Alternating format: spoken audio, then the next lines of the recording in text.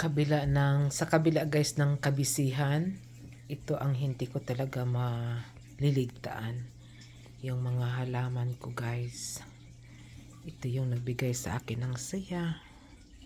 Ayan, pag namimiss ko yung pamilya ko, ito lang yung tinitingnan ko sa araw-araw. Ayan, ang dami nilang babies guys. Ayan baby niya. Maraming baby ang mga orchids ko. Ayan guys.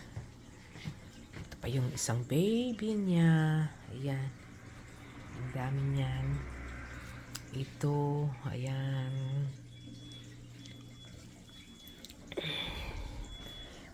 Pag-alagaan natin, pag mag-spend tayo ng a lot of time to them, mag-bloom sila ng like crazy. Tingnan nyo yan. Diba? Ayan. Ang gaganda-ganda. Buhay. Happy sila guys. Pag nakikita nyo yung ugat na ganyan, happy yan. Ayan. Tapos, ayan yung baby niya Dadalawa ang baby niya.